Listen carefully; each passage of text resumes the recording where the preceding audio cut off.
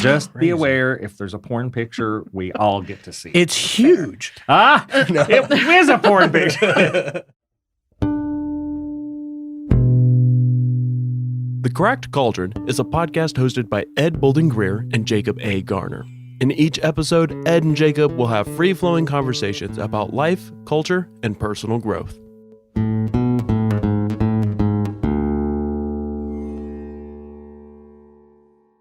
No thought too dumb. No question too deep. The conversation starts here. Welcome to the Cauldron.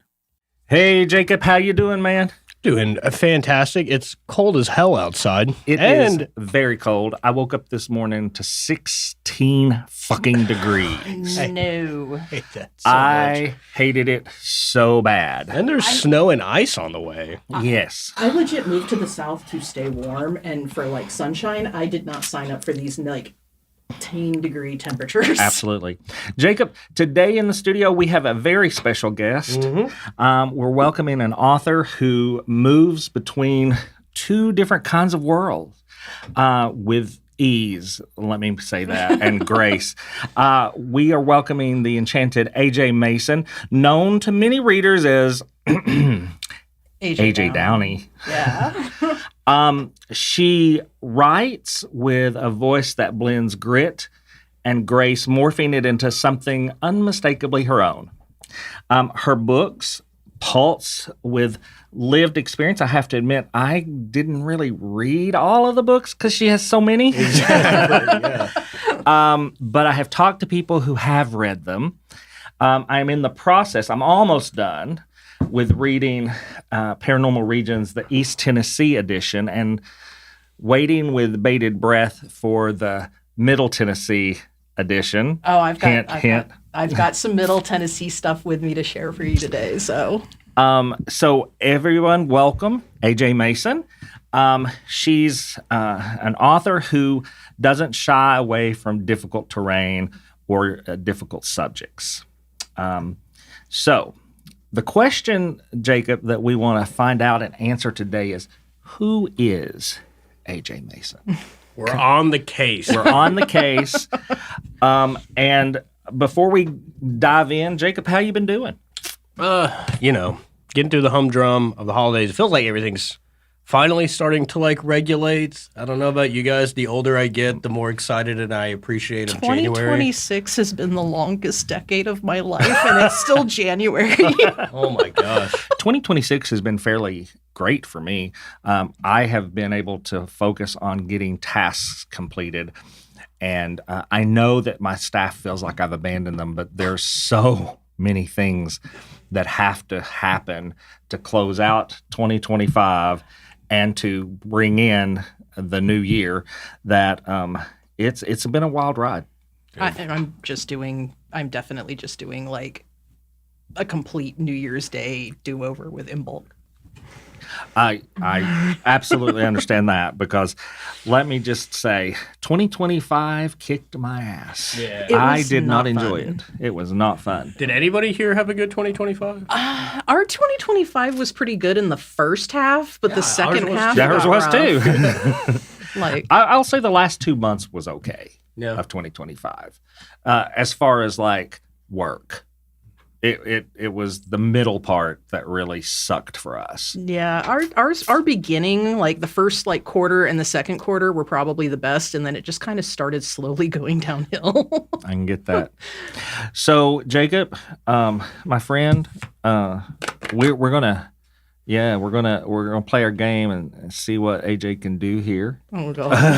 I always love playing this game with new people. You never know what kind of answer. You don't love me anymore. You just love all the new people. No, yeah. You don't know any new tricks, so it's I don't even know. I know you know tricks. All right, you ready? Start? Yeah, let's do it. Okay, so I'm going to ask this to you first, and then AJ, you answer after him. Okay. What do you think Darth Vader's favorite food is?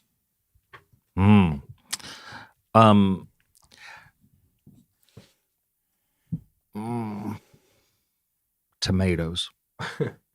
I mean, does a drink count?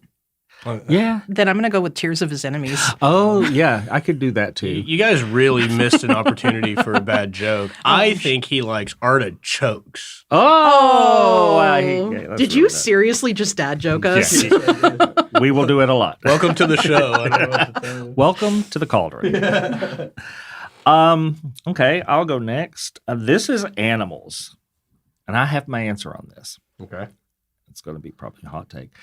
Which animal do you think is the most overrated? AJ, I'll let you take a crack at this one. Overrated. Yeah. God, that's actually a hard one.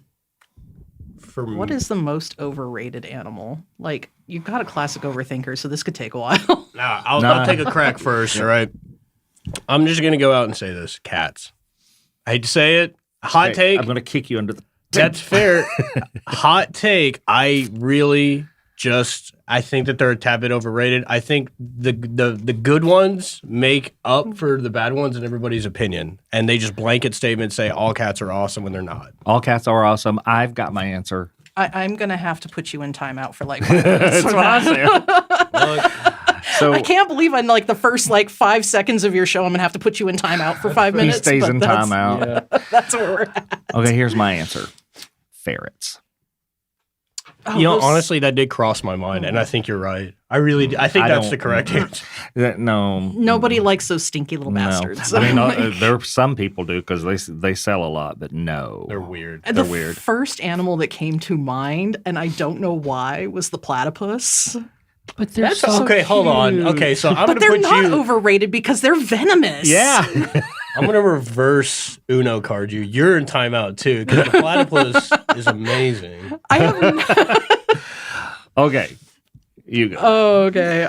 So I have famous people. You have to swap lives with a famous person for a day. Who do you choose? Donald Trump. Really? I would change everything that he's ever done since he's been in office. Just Okay, imagine. you're officially my favorite person in the whole wide world right now. Okay, I'm gonna challenge you, AJ Mason. So that way, I would switch for a day, right? Just so I can look at all of the paranormal investigation stuff that they have. So you could be terrified the whole time. Well, if I'm AJ Mason, I'm not going to be scared. That's true. You So- know, AJ, you probably listen to the podcast, but Jacob's a phasmophobe. Yeah, I'm terrified of ghosts. Everything. Really? Yeah. Oh, yeah. He's terrified. We started this as kind of like an experiment. Yeah. The very first like proto season of ours was called Jacob's Haunting, Oh no. where we did a 6-episode Yeah. season where I just basically studied ghosts. We went on a ghost hunt at the end of the season. Oh, where did you guys go? Our building on Paper Mill is haunted. yeah. Oh, what? Yeah. Yep. Oh, that could be fun. It was. Yeah, it was a- very fun. It was scary but fun. But yeah, that's my answer. AJ Mason. I pick AJ Mason as the person I'm swapping. What's your with. answer, AJ? Oh God, if I had to switch lives with a famous person for a day, God, who would it be? That's a hard one. I think an easy one like Guy Fieri, right? No, oh God, gross. No. No. That's strike 2 live on the air. Jacob. That's where Jacob's love of cooking comes from. Oh man, I would pick one of the Skarsgård brothers Who's for that? like Alexander Skarsgård or Bill Skarsgård or even Stellan or like they're the Swedish actors, Mm. and not only because Are these porn actors? no, Yeah, exactly. I've no, never no, heard no. of it. I mean, Bill Skarsgård played Pennywise in the It reboot. Oh, That's okay. right. Yeah. And Um, he's played a lot of like really good roles. He played like the Marquis in John Wick 4. Oh. So he's played like an amazing amount of roles. And Alexander played Eric Northman on True Blood.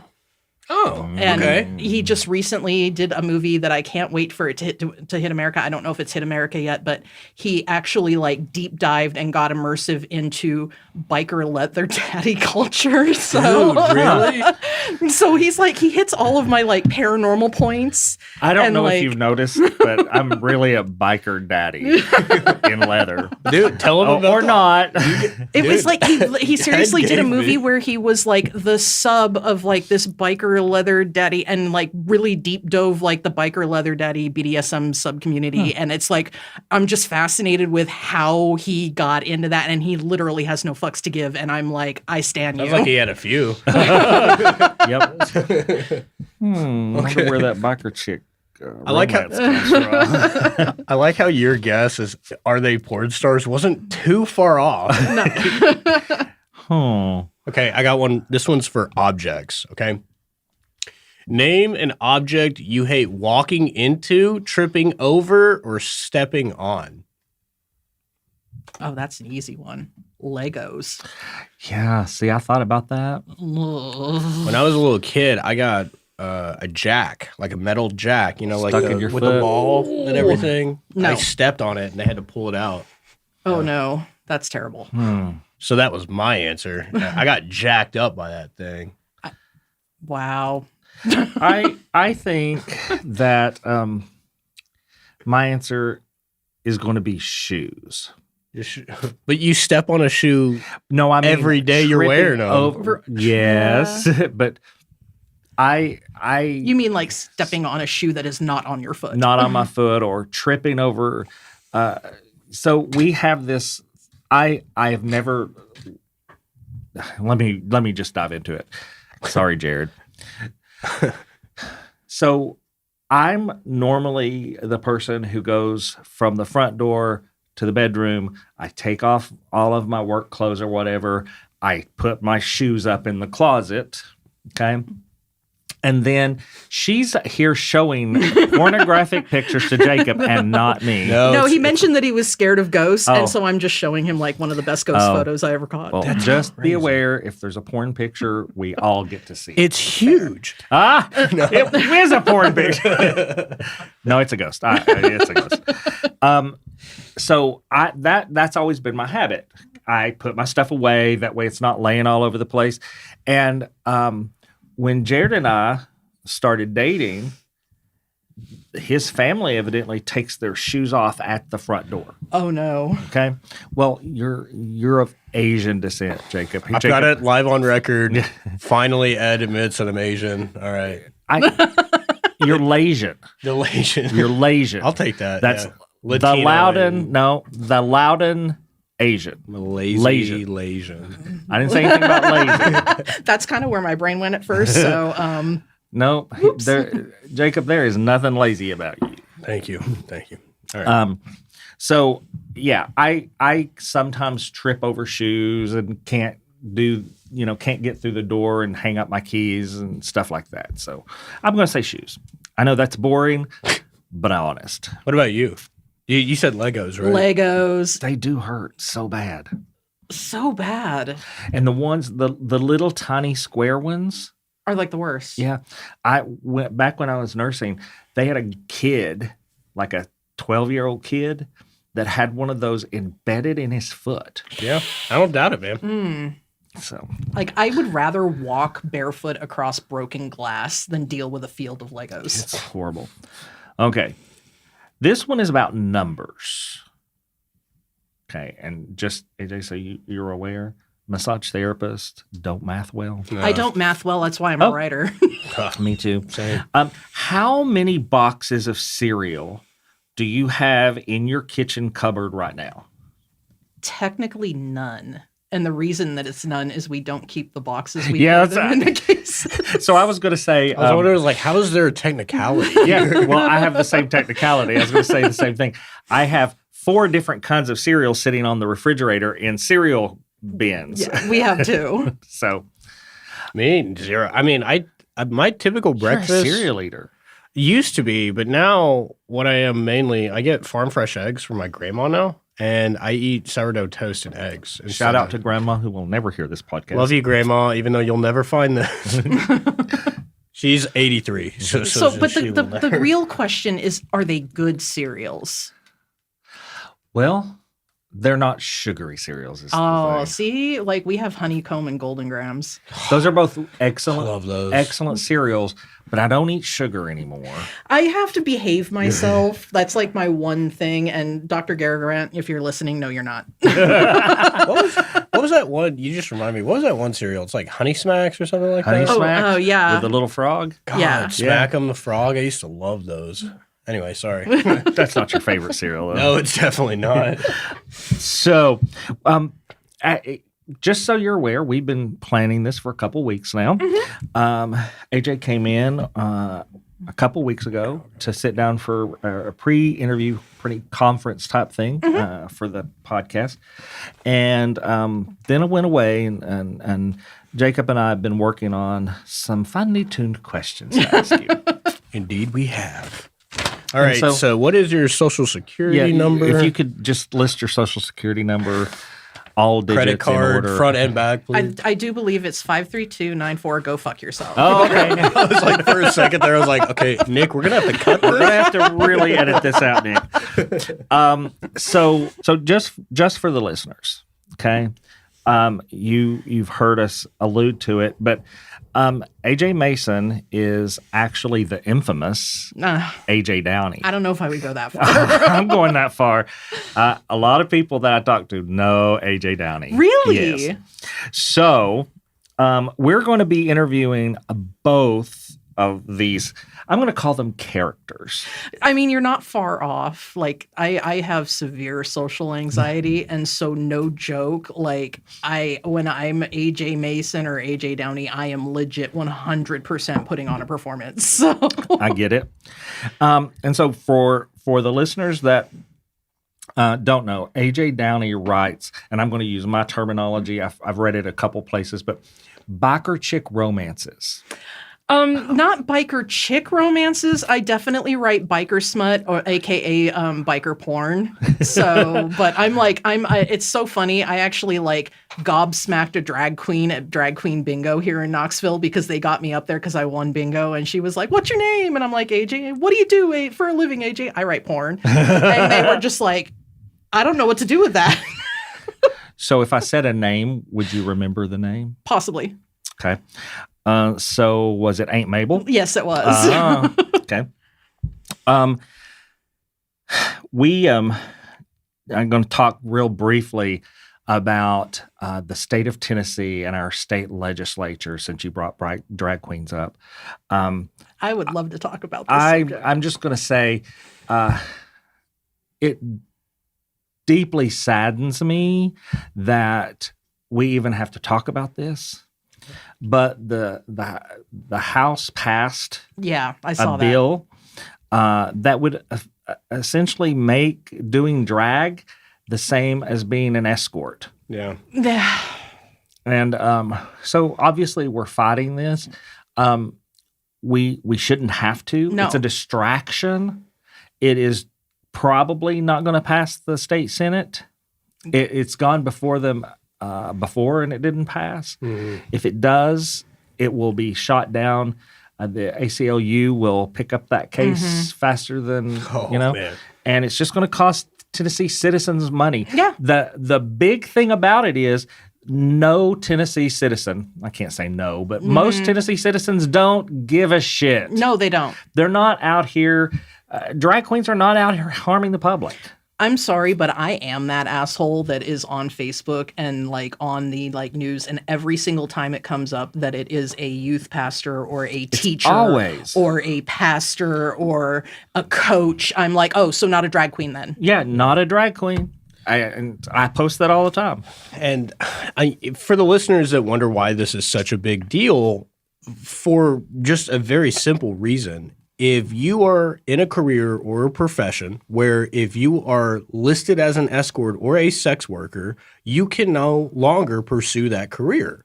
And that will affect people in the state that practice drag as an art form. They're not sleeping and harassing children and, all this other stuff. It will literally ruin some people's lives because they won't be able to practice the hobby that they express themselves with. I'm in the crosshairs with a law in Oklahoma that I'm just waiting for Tennessee to jump on, and they are literally trying to make it so romance authors or anybody that writes explicit books has to be registered on the sex offender registry. What the fuck? Yeah. What? Yeah. Is that where you're from? Is Oklahoma? No, fuck Oklahoma. Oh my God. Well, that's just disappointing. And we can see Project 2025 very clearly. Yeah. So, and for anybody who wants to know my opinions on that, if you go to my Facebook, my personal Facebook, I put it out there very clearly. This morning. You did. Yeah. And I was like, So, guys, we're going to dive into the questions, if that's okay. yeah, absolutely. Okay. Do you want to start romance first or spooky first? Yeah, we're just going to throw questions at you. Okay.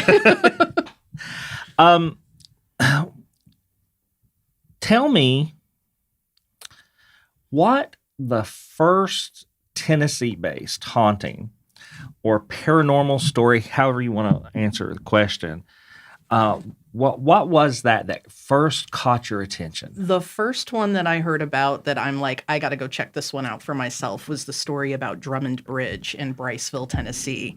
And that was about the coal mine wars. And it is an interesting and kind of sordid tale. But the TLDR about it is that back in the day, coal miners were being ousted out of their jobs, out of their union jobs and that because the state of Tennessee struck a deal with the coal barons to basically give them untrained, unpaid slave labor out of the Tennessee prison system.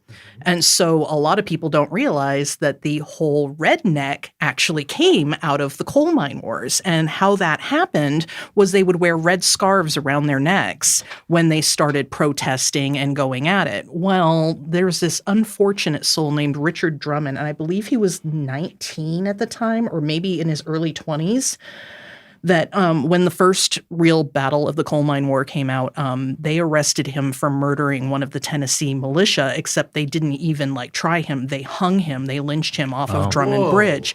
But there's the rub. He was actually flirting with the leader of the Tennessee militia's wife. Oh. So he had nothing to do with this murder. And so the story of Drummond Bridge is that if you go out there at night, you can hear a man strangling and choking to death. Sorry, Jacob. Yikes. That's actually really, really interesting, mainly because the thing about the coal mine wars, I think it underlines a lot of what research I've done about paranormal investigations is that it would appear that most of the apparitions that have yet to move on were wronged gravely here in life. Yes. And I mean, those coal mine wars were insane. Yeah. I mean, multiple. I mean, how many people died during that thing? I mean, there were a lot. They were throwing dynamite at the cops and the militia. The cops were shooting them like crazy, beating them over the head. Oh yeah, it was brutal. It was brutal. I mean, they do not call it the coal mine wars for nothing. And it was one of the first major union uprising. Tennessee actually has a long storied history of 2A and that rights.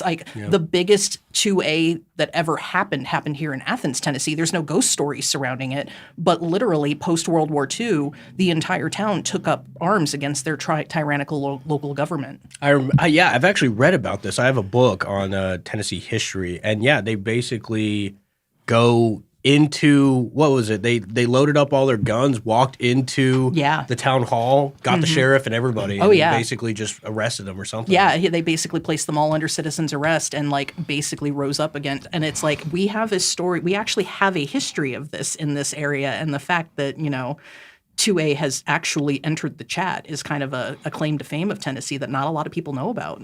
And you know what? That's the second scariest thing behind ghosts is tyrannical government. Anyway, I got another question. Now. I know. I got another question for you, AJ. All right. When you're researching a haunting, how do you tell the difference between a good story and something that feels genuine? Okay, so I actually have a prime example of this because we were struggling to find cryptid stories, and we were definitely struggling for North Middle Tennessee, because I divided, when I do paranormal by region, I divide the regions into 3 parts, and part 1 is just ghost stories, and we just kind of divide it into 3 parts, so like North Middle Tennessee, Central Middle Tennessee, and South Middle Tennessee. North Middle Tennessee, we were doing pretty good. Middle Tennessee was just off the charts, but South Tennessee had nothing. And I do mean nothing. I have, we got like. No one dies there. They're all vampires. I don't know, but like the South Middle Tennessee, I was scraping for stories and I was looking, and we came across a story on Facebook about a haunted barn. And I was looking into it, and I'm like, oh, this is going to be great for the book. And then I started looking into it, and as I went to the comments section and that, because a lot of stories we find like firsthand experiences on places like Reddit and Facebook. And I actually got down to the comment section. Every single local is like, this is a great story, but it's bullshit. I've never heard of this, and I've lived it my whole life. So yeah, if the locals don't know, it's probably not. real. Yeah. Yeah. That's interesting. Have you ever had a moment when you were researching that you thought, okay, this is too real. I'm out. Oh, or maybe I'm not out, but I want to be. Yeah. Like I actually have an entire tabbed out section in this binder of like my stuff that I brought with me. And for the listeners, yeah. Color coded. It literally has a tab that says shit got real.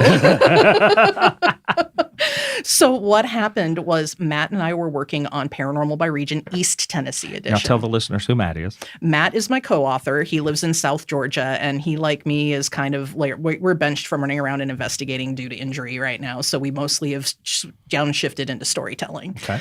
And so Matt and I were researching, and he found an account in Petros, Tennessee of what we could only describe as potentially a skinwalker. Shut up, really? Yeah, really. Okay, Ooh. So this is where it gets interesting. Could you take us to see the skin? Oh, no. Take him? No, Jacob. Just bring a camera. The account he found was on Reddit. Mm-hmm. And it was about a girl that was basically out in Petros with another friend of hers trying to rescue pick up a third friend of theirs from a situation at like their family member's house. Like dad was out of pocket. Friend was upset. They're trying to get them. So they drive out into Petros with like absolutely no signal, no battery. You really don't have a whole lot of signal out there. You really don't. Right. When I'm on the Brushy Mountain property, I have to hook into their Wi-Fi to have any kind of signal. And so they were But out. You could take us to Brushy Mountain. Oh, yeah. But let me get there. Hold on. I'm a storyteller. None of this stuff is ever short. So when it comes to flesh pedestrians, we... I like that term. Yes. We did not have it on our radar for Tennessee at all, because that is typically a Southwestern, Hopi, Native American, indigenous peoples out of the Southwest. You're going to find that more in New Mexico. You're going to find that more in like Utah. But what people fail to realize about skinwalkers is they're human. And they are humans that have gotten deeply into the dark arts of their culture. And humans can get on a plane, train, or automobile. They can go anywhere. So they a can lot move of anywhere. So a lot of people that are like, oh, there's no skinwalkers in Appalachia. Like, bitch, he can get on a plane. Yeah, he can. It's just like that's a thing. So these 3 were in the car. They managed to pick up their friend, but they were lost. And so they're driving around, and they get into this parking lot of this auto wrecking yard, basically this junkyard. And they go to pull back out. And as they go down the other direction in the road, they stop because there is a creature in their headlights that was kind of hairy, kind of hairless, and had no face, right? Oh. So they got the hell out of there. Well, later on, when I went to Brushy to research the ghost section of this book, I was talking to Jamie Brock of End of the Line Paranormal, right? Mm-hmm.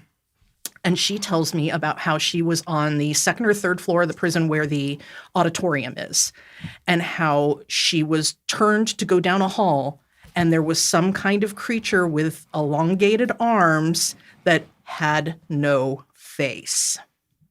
So sounds like we need to go see this, Jacob. We had confirmation from 2 completely different sources, and we actually talked to the girl we found her on, I think maybe it was a TikTok story about the finding the first one. And like, we were like, so we got in contact and you guys like both saw the same thing. There was like, it was unmistakable. They saw the same thing.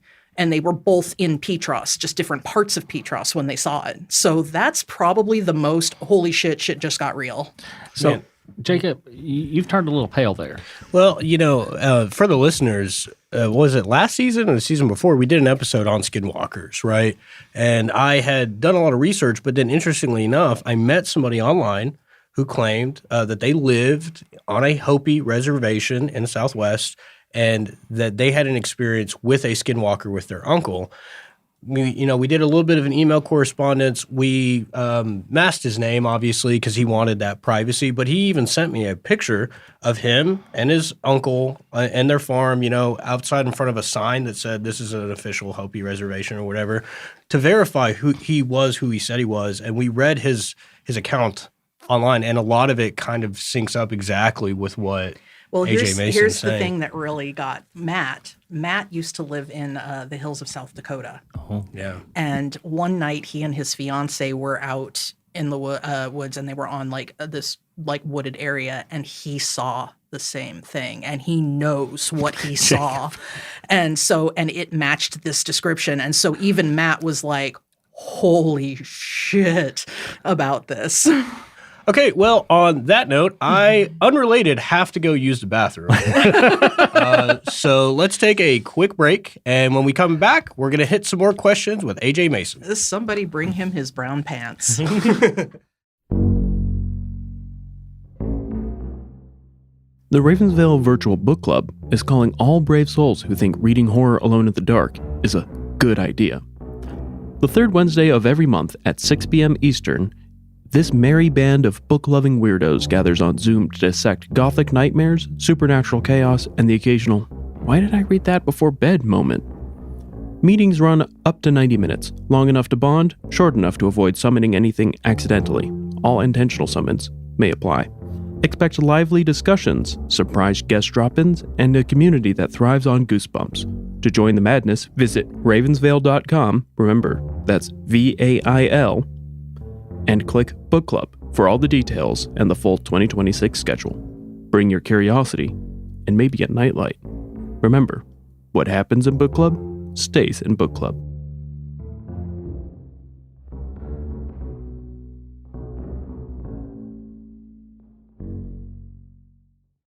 And we're back.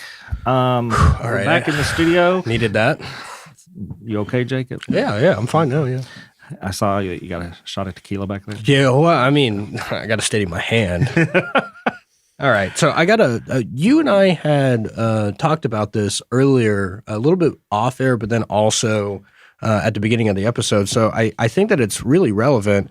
Tennessee has multiple layers of history. Obviously, just the Appalachian history, clearly the Civil War history that's in this area, the indigenous and spiritual aspect of the natives that still live in this area that we haven't officially completely kicked out of this area.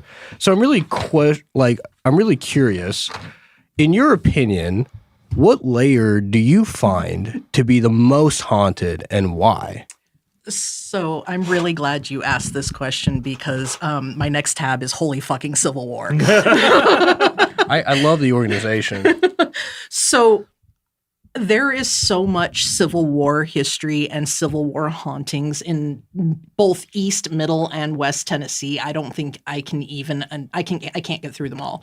The bullet points is Fort Donelson National Battlefield up in it's like in the very far north western corner of Middle Tennessee. There's Fort Henry, and then 12 miles to the east is Fort Donelson. Both are technically haunted, Fort Donelson more so, but that's really the breaking point of the Civil War where Grant came in and like they just rolled over when it came to Fort Henry. Like they showed their belly and ran, and Grant was like, sweet. And he was really, really hoping that the Union would run through Fort Donelson like Taco Bell through a mediocre gamer boy.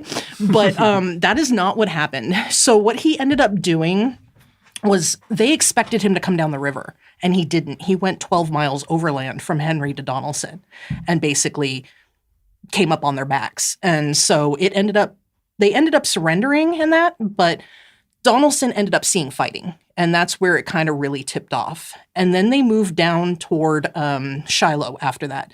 And by then, Union had gotten into Nashville, and there was a whole shit show going on in Nashville.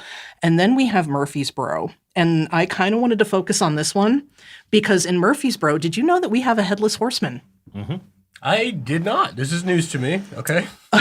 So when it comes to Murfreesboro, Tennessee, yes, we have an actual headless horseman ghost. Okay. And how this happened was Union was supposed to start shit off with the Confederacy. The Confederates had been dug in for about a month post Franklin, and Franklin is haunted as all get out. There's like at least 4 places in Franklin, Tennessee that you can go to regarding the Battle of Franklin. The Battle of Franklin was only 5 hours, but it took out a significant chunk of the Tennessee Army. Like, It was bad.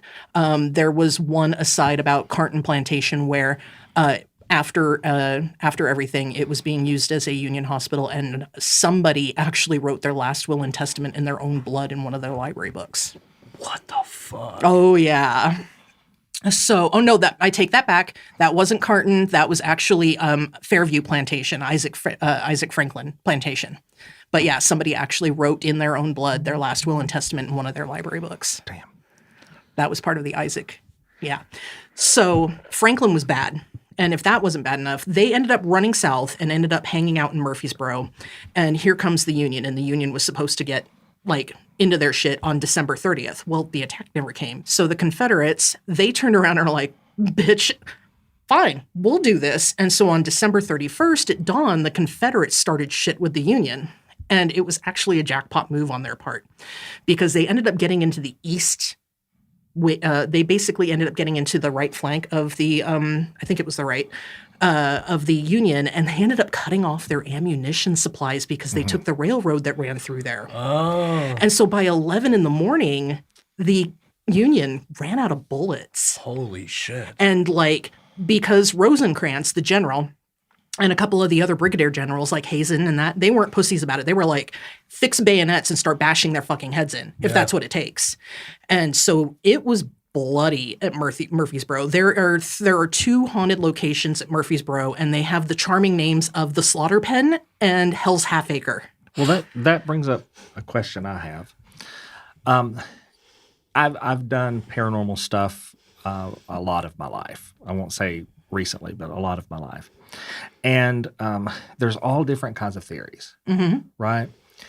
Do you think, like in this case, because one of the theories is that the land is actually holding the memories. It's not actually spirits. It's the land holding the bad energy or the bad. And you're spot on. Scientifically, the land around Tennessee, we are lousy with limestone and water. Absorbs it. And it just absorbs it and plays it back. Yep. And so in the case of this particular story where I was getting into, Rosecrans and his buddy Garishay was his I don't want to say sergeant at arms, that's wrong, but he was like he was like his right-hand man and his clerk, basically. They went riding out towards the trains at a little bit in the afternoon to see how bad they were fucked, while there was another gentleman, I can't remember his name at the moment, but there's another gentleman that was there, and there was Hazen. Hazen's brigade was dealing with the Hell's Half Acre, while this other guy was in the Slaughter Pen, and they were holding things up because they were like, Rosecrans, you basically got to get your defensive line and your shit together because we're dying out here. And Rosecrans is like, bet, trying. So he goes riding out on the field with his buddy Garishay, trying to find out how bad are we fucked, right? And pretty bad. They were over on a hillside. The Confederates, they had their artillery set up. And all of a sudden, they see a Union general ride out onto the field, and they were like, oh, fuck yeah, we can do whack-a-mole. And so they were really super excited. And so they aimed at Rosencrantz. Well, lucky for Rosencrantz, but not so lucky for Garochet. They literally took him in the face with a fucking cannonball and took everything from his chopped jaw back. The only thing that was left was a bit of a wisp of beard and part of his lower jaw. Oh, God. The horse understood the assignment and was like, oh, fuck this. And he rode on for about 20 yards before Garochet's body fell off. Now, here's where it gets wild. Hazen and Garochet were buddies and both went to like West Point together or went to the common school. So later on that night, Hazen went looking for his homeboy and he found his body. And he said, when he found Garochet's body, that, and I quote, I saw but a headless trunk. An eddy of crimson foam had issued where the head should be. I at once recognized his figure. It lay so naturally, his right hand across his breast. As I approached, dismounted, and bent over him, the contraction of a muscle extended his hand slowly and slightly towards me. Taking hold of it, I found it warm and lifelike. Upon one of the fingers was the class ring that was a beautiful talisman of our common school. This was December 31st into January 1st, and we were just complaining that it's cold. It is.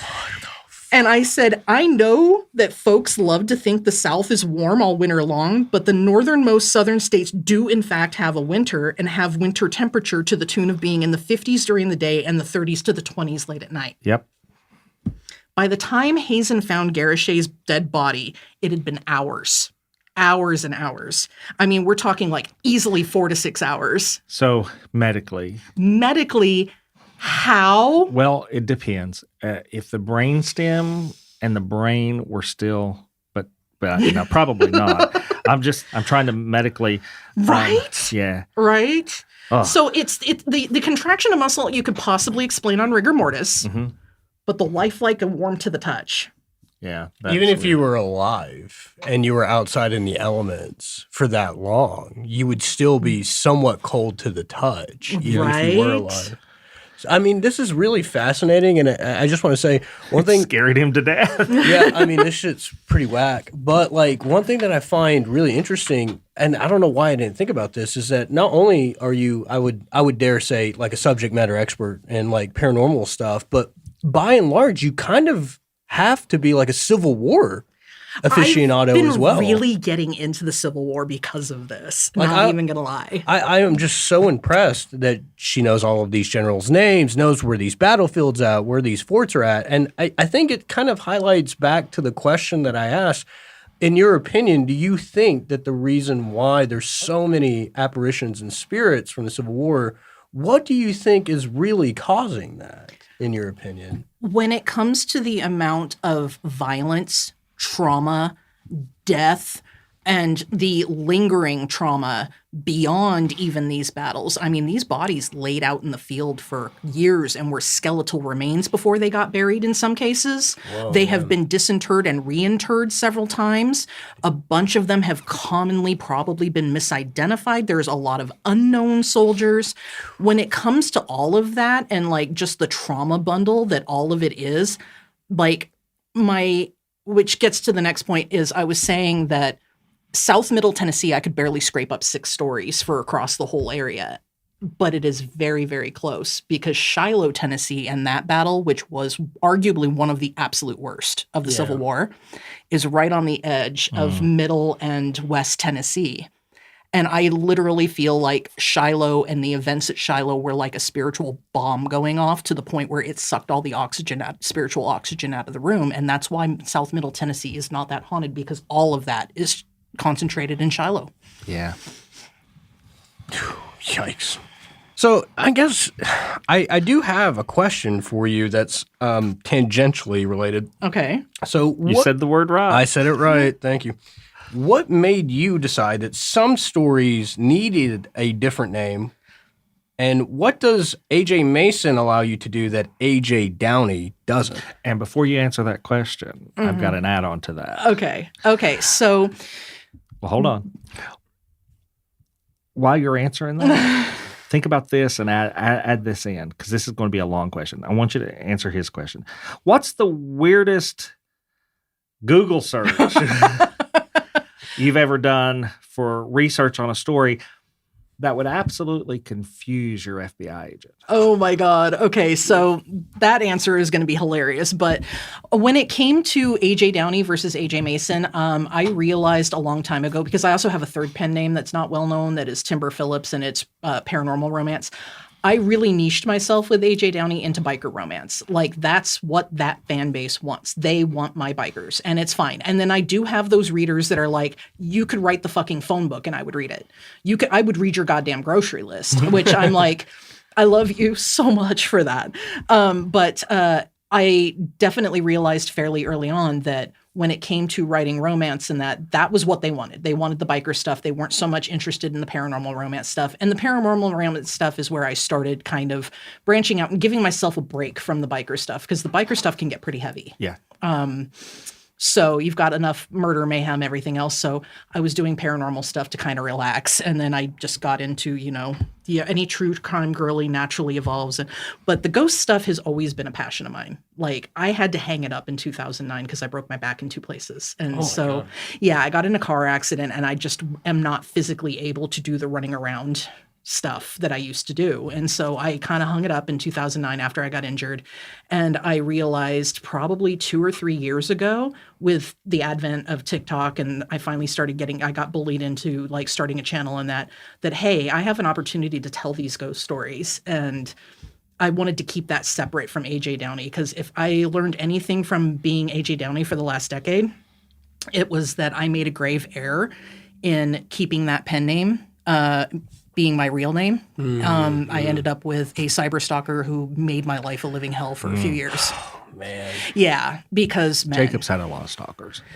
It's not fun. No. It's not fun. And like, I just want to hug you because I know how much not fun that is. Well, not making light of what you go through, but he adopts all of his stalkers, makes them boyfriends. Yeah. It's definitely not the same. Definitely not the same at all. You don't know this history, but Jacob was trying to start a sex cult at one point. It's a bit of a long story, but not to detract from yours. I'm so sorry. I will definitely have to buy you a beer and like hear that story at some point. But no, it got bad enough that like when I was trying to go out to signings and this guy was like posting on the dark web my address and telling people to kick in my door, kill my cats, steal my shit. Did they ever find out who he was? Oh, I know who he is. And I contacted law enforcement and the FBI, and law enforcement laughed in my face and told me when he actually does something, call us back. That's so sad that typically is. We are purely a reactive society when it comes to things like this, and it's a problem. And the only people that are really dying are the women in the LGBTQIA. Yep. It doesn't affect men; they don't give a shit. That's generally true, but you're hitting on something that I have a question as well. When it comes to these spirits, right, that you interact with, do you find that you're reacting to them, or are they reacting to us? What's your opinion on We're going to stick a pin in that because I still want to answer Ed's question. So, given that I have been flopping back and forth between romance and like paranormal, I actually came to the realization, especially surrounding the Garachet story and the Headless Horseman story, which I never even actually got to the point where you actually got to the ghost, but train workers on that rail line, even up to today, will hear hoofbeats and sometimes see a headless rider go by and or a headless man walking by in a Union uniform on foot. So that's a ghost story that's attached to that. But I realized as I'm like looking up stuff about rigor mortis and Garachet's dead body and how this could possibly be a thing. And then I went over to one of my romance novels and I was like Googling porn and like all this other stuff for that. I was like, oh God, do these FBI agents think I'm a necrophiliac? Because that is so not okay. I just picture your FBI agent being like in the office like, yo, Bill, come over here. Get a load of this shit. Look at what's on there. No, seriously, because I was like in the land of, I literally give my alphabet soup of like FBI, CIA, whoever's monitoring my shit a migraine. I'm pretty sure that they're like, dude, come over here. Come over here. Look, she's at it again. Look. And I'm sure that like the CIA guy that's gotten like more, oh, dude, she's just a writer. So, do you think your readers misunderstand most of the motorcycle club romance as a genre? I don't think that they misunderstand it. Most of the women that are into like grittier, darker romance, like Motorcycle Club and that, they understand that it's fiction and they are all for it being fiction. I don't think that's where the misunderstanding comes in. Where the misunderstanding that I've seen with my readers come in is when I get the reviews like, this totally doesn't make sense for a biker because he's like well read and reading the classics.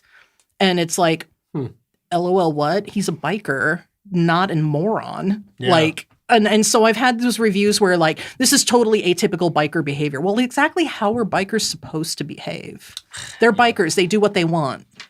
This person isn't acting like the stereotype I've concocted in my brain. What is this nuance? And that's kind of, that's basically where I'm at is like, I do get the occasional, like, the occasional review that it's like, this doesn't make sense. And I do get the misunderstanding quite a bit of, oh no, so everybody's with someone. And so we don't have a conclusion to this. Oh, it's like, bitch, hold your pants because we've got one more book. I know you seem to think that everybody's with somebody and there's not a final book coming. Oh, but there is a final book coming. So it definitely seems like even with these answers that it sounds like you've got a lot of things in your brain, a lot of storylines and plots and stuff like that. And I'm really curious, what does your writing routine look like on a good day? And how do you keep yourself like moving on when you have a not so good writing day? On a good day, I get up, I make a cup of coffee, I sit down, and I write 3,000 words, maybe 4,000 words, 5,000 words on a really, really good day. And then I will stop, go make dinner, go do something else, or get it started in the crock pot. And then I will go back and I will sit down and write 3,000, 4,000, 5,000 more. My personal best is over 16,000 words in one day. Holy shit. That is my personal writing best. The podcast, I struggle to get 5,000 in an episode because obviously I'm not writing a book. I have to like be concise and wrap each story up. And I'm not going to lie, like my books, like my romance books and even the Paranormal by Region books, they're like, the romance books especially are like the War and Peace of romance novels because I don't do anything under 80,000 words. Yeah. Wow. And a lot of the romance authors out there, they're like 45,000 to 65,000 maximum. So I've noticed I don't read a lot of romance books. Mostly horror. Oh, yeah. But I've noticed friends who do, there's always like the sequel. It's where I think they've written the story and then broke it into 2 books. Yeah. What I tend to do is I'll have like 7 to 14 books in a series, and then every single one of those books is a different couple, but the central storyline goes throughout all the books. Right. So that's kind of how I've always done my books, and it seems to work. So playing off Jacob's question there, when you start a new project, a new book, right, what usually comes first for you? Do you create your characters first? Like if you're writing a fictional story, do you create the characters first, the world, or is there a story that you have and you're just putting it on paper and then you go back and flesh it out? Okay, so I'm a linear writer, so I don't do I write this chapter, this scene, this, that over here, and I stitch it all together. I'm one of those ones that I start from the beginning and I go through all the way to the end. And the very first thing that I have to come up with for a new project is the meat.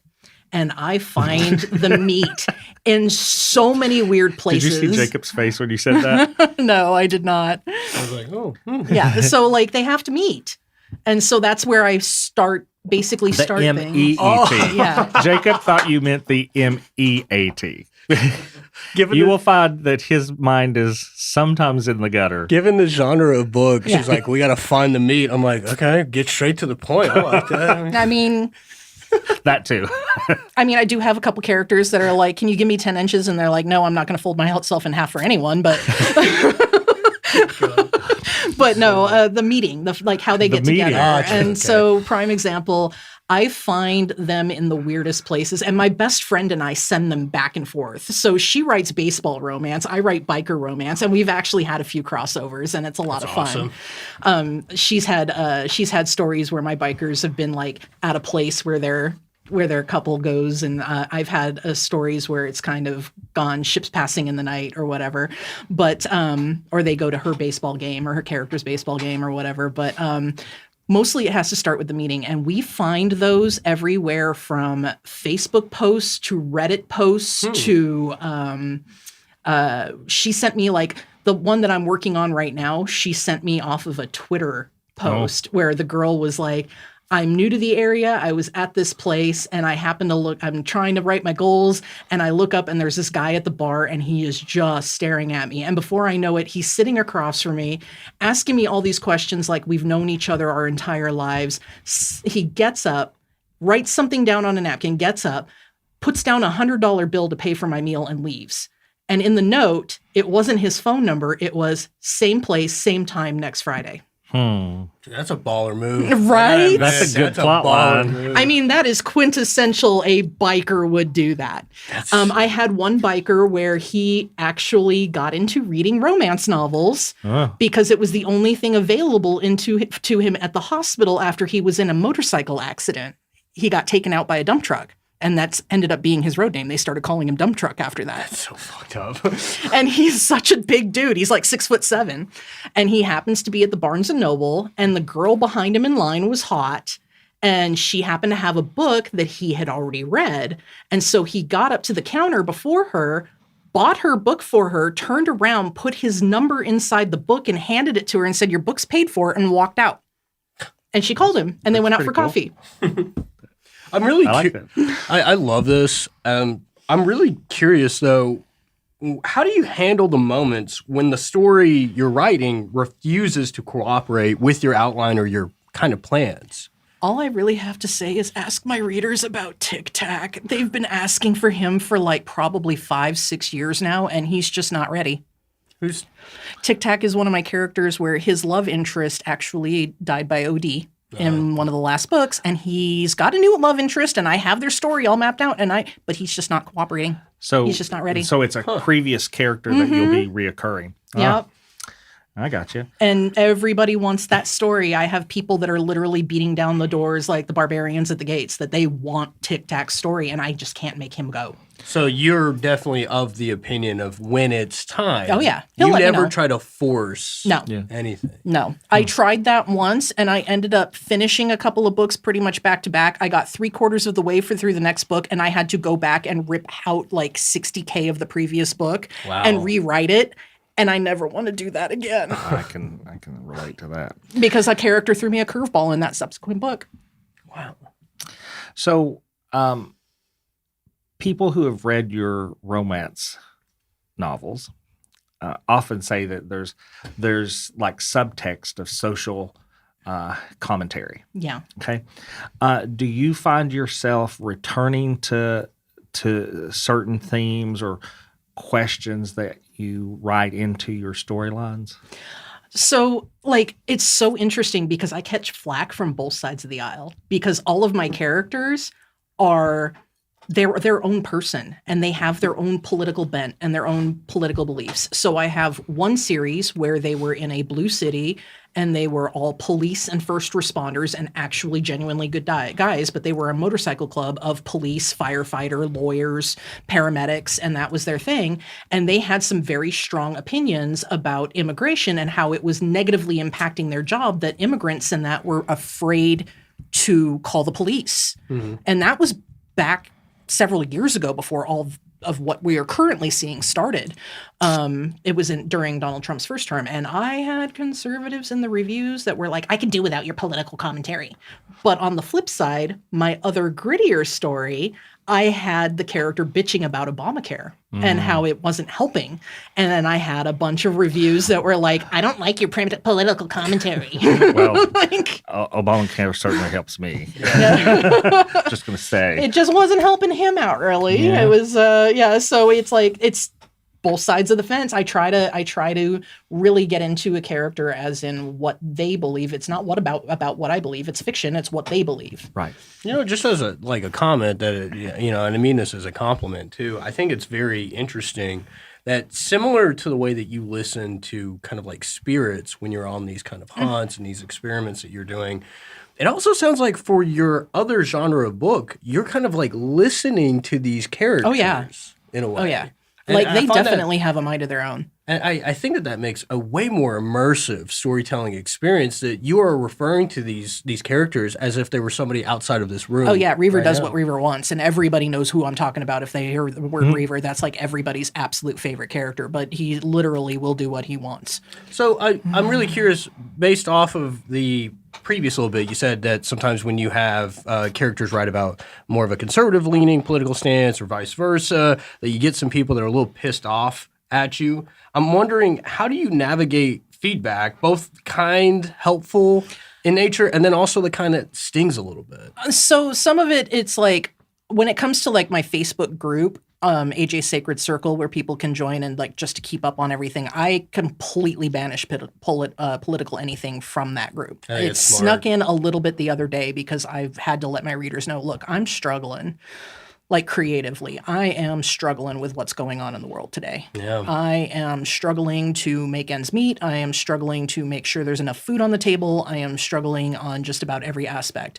We are a two income household, and we are fighting for our lives right now. And I think that's a lot of American households right now. And so it's like that stress, and then we've had things breaking, and like it's been a mild adventure. We'll get through it all, but it ain't pretty right now. So it's like we know that we'll make it through the other end, but I think everybody's struggling at this point, and whether or not they are struggling from a blue side of the aisle or a red side of the aisle, all of us are struggling, whether we like it or not.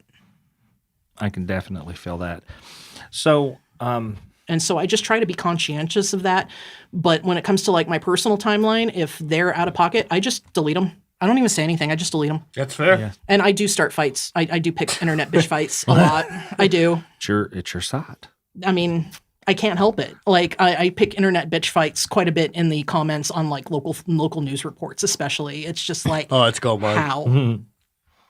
So I've on the podcast, I've told the story about the first time I realized, because I went into podcasting and I went into this version of my writing kind of blind to ever having like fans or notoriety or anything like that. And so I've told the story of the first time somebody in San Antonio recognized me, not physically, but recognized my name and was listening to the podcast. I think you told me that story. Yeah. It was in San Antonio. Wasn't it outside the Alamo or close to it? And they saw your shirt? Yep. And so I wanted to ask you, can you tell me the story about the first time you realized you had fans, and what has been your philosophy on interacting with fans and managing those parasocial relationships? Because I need some advice. I think honestly and truly, like my fans are my whole world. Like I have authors that really get pissed off at me when I go to signings and that, and they're like, well, why aren't you networking? Why aren't you like trying to be my BFF? I'm like, I'm not here for you. I'm here for my readers. And that will always be the case because you don't pay my bills. My readers pay my bills. And I think the first time that, I realized that this was more than just a fluke and that I was actually really good at this was the first signing that I did. I started writing in 2014. It was 2016, and I ended up down in Dallas for my very first signing. And I nearly sold out of the books that I had. And I actually have a really funny story about TSA because my husband at the time, my fiance at the time, we went down there together and I nearly sold out of the books. I came down with 2 full carry-ons of books. And then I basically went back with 1 carry-on. And I made, I think, $1,500 or $1,600 in paperback sales at that one particular signing. And it was my very first one. And I was like, oh, maybe this isn't a fluke. This is like, okay. And I did. I made friends with readers in that at that signing, and they're still friends with me to this day. And it was especially like the second signing I did was that October, and it was Glass City. And I have not only readers and friends that are readers and friends to this day, they're like pseudo family. I spent Christmas at their house this last year. So it's, when it comes to the relationships and that, it's like I have readers in like other countries that like send me cemetery photos from France because they know that that's what I'm into. Nice. I have readers I think the thing that really finally blew my mind about it is that I have a Christmas card list that I do every year, and I regularly have requests from Africa. For Christmas cards. I have two requests that specifically come in from Mauritius. And I don't know if you've ever even heard of that country. Never have. It is a teeny tiny island country off of Africa, the main continent of Africa, near Madagascar. Shut up. Talk about some global reach. Yeah. I mean, I knew I had Netherlands. I knew I had Scotland. I knew I had the UK. And I think I even got a private message once from Zimbabwe. And I was like, wait, what? And that's when it like really, and I'm sorry because I was legit a very, I mean, I was in my 30s, but I was an ignorant like baby, like little itty bitty ignorant baby American. And I was like, wait, Zimbabwe has the internet? I like, I had that moment of like, what? And I was like, wait. And that's when my real worldview started expanding on well, the world is a lot bigger of a place than you think, but at the same time, it's very, very small. Yeah. It is. It's very, very small. Like, I don't think people are realizing, especially with like the conflict going on now, is that even though the United States of America, we're used to kind of treating each state as its own little small country, that even on the global stage, we are really not all that big. No, yeah. We all really have to inhabit the same rock. And I mean, it's sad that we're not getting along. And I'm scared to death because they keep poking the bear that is Canada. And it's like, guys, you do realize that the Geneva Convention is also known as the Canadian checklist, right? They're only nice when they want to be. I just get back to the writing real quick, because I've never written before. The only thing I can really relate this to is when I'm just working in the office, right? And I have a certain setup that I like to use, certain things. So I'm really curious, what does your ideal creative environment sound like? Is it total silence? Is it chaos? Is there music or something very oddly specific? It legitimately depends on the book. Interesting. Like for Paranormal by Region, it could be just the sound of falling rain. I'll put on, excuse me. I'm going to start that again. So for like Paranormal by Region, I will just put on like the sound of falling rain, or I will have paranormal caught on camera going on in the background, or I will be watching like a specific paranormal show. But then on the flip side, I will have romance, and I will have some romance novels where it'll be like a weird random just movie on loop over and over and over and over and over again for like days on end while I'm writing this. And then other times it's just music, other times it's just silence. It really depends on the book. Now I have to ask, what movie do you think you've played the most in the background while writing? Lately, because I have a biker series called The Iron Wraiths that takes place in Savannah, it's been Midnight in the Garden of Good and Evil. Such a good movie. Such a good movie. Has a drag queen. I know. I love the Lady Chablis. I love her so much. And I love the fact that every time we do go down to Savannah, I always kiss that poster of her. The Lady Chablis was an absolutely fabulous human being. Met her multiple times. Oh, you are so lucky. But she was absolutely fabulous and the most kind, yet able to take your head off if need be. Drag queen I've ever met, or human being I've ever met. I do believe that like my favorite thing is it's going to be you and me and my motherfucking ice pick. She was not. She was not. 2 tears in a bucket. Motherfuck it. So, weird question here. What's the most unhinged compliment a reader could give you or has given you, either one, that you would take as like the ultimate win? Oh, I get it all the time. And it's, I fucking hate you so much. You made me throw my Kindle across the room. You made me cry. My husband's asking me why I'm sobbing. I fucking hate you. And I'm like, yes. This one it's kind of relevant mainly because me and Ed ask questions like this to each other all the time. But what's the strangest thing on your desk right now that you refuse to move? I actually don't have a desk. I have a table mate too that has my laptop on it, and I sit on a recliner with my mouse on one arm and my keyboard in my lap. That's how I do. Okay, well then let me ask a similar question because I just have to ask. What is the strangest thing that you have in your house? Oh, God, that's a hard Not strange to me and Ed, but like somebody that, I don't know, doesn't really think about ghost hunting or romance or anything like that. What would you say? I have a railroad spike from Drummond Bridge. Oh. And you just brought that into your house. Yes, I have no problem with it. Do we need to? We actually have 2 haunted clowns from a farmhouse that were given to my stepdaughter, and they're in her room. Yeah. Oh yeah, you were supposed to bring those today. I know, right? And but Look at him. like for ghosty stuff, that is probably the weirdest thing that I have in my house. But when it comes to like romance weird, I have like an 8-legged little fucktopus that somebody gave me, and it's like an octopus and it has middle fingers on all 8 legs.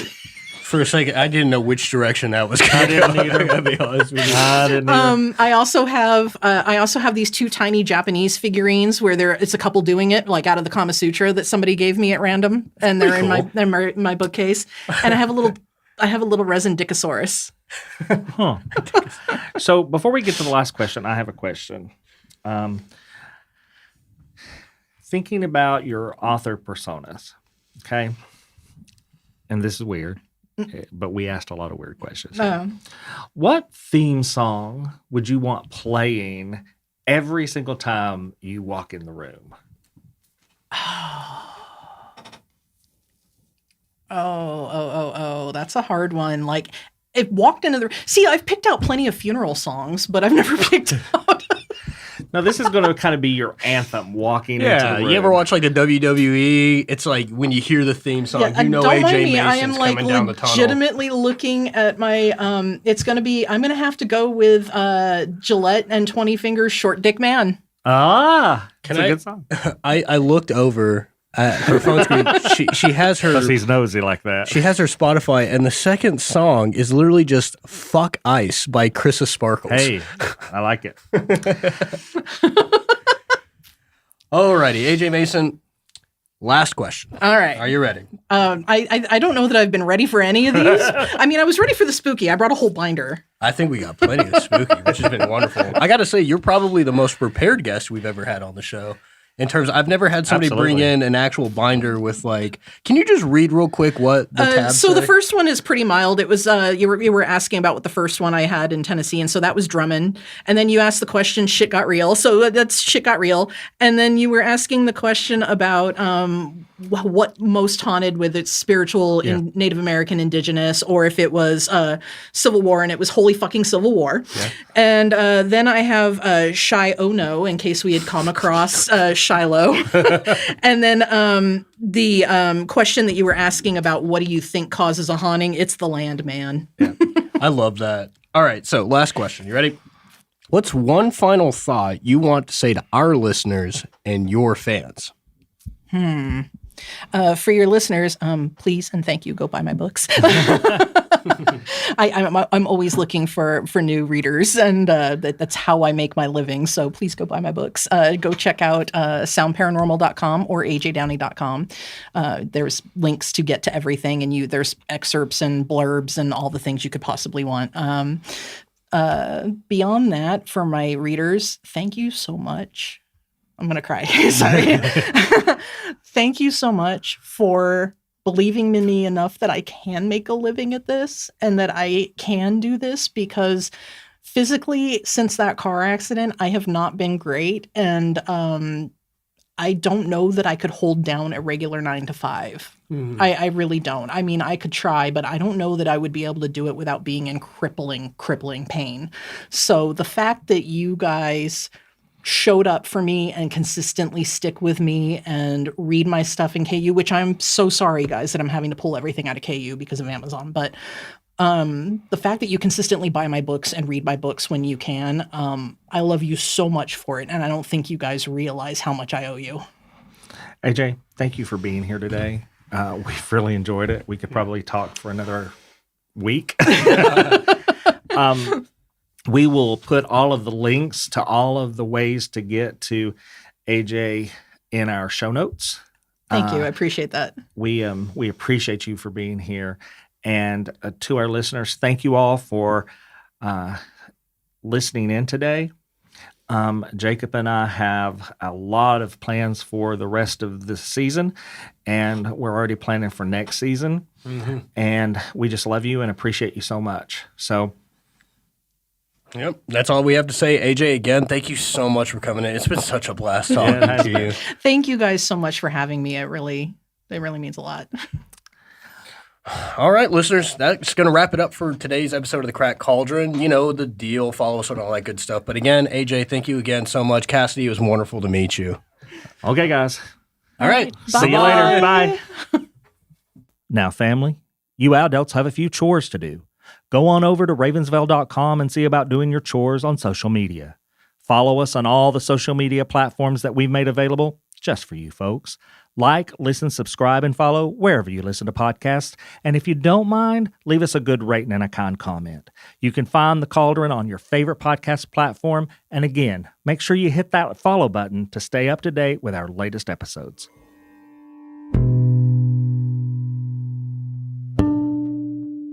The Cracked Cauldron is a production of Small Raven Media. Today's episode was hosted by Ed Bolden-Greer and Jacob A. Garner. Audio engineering and sound design by Nick Devan at Nicky D Sound. Copyrighted 2025 Small Raven Media. All rights reserved.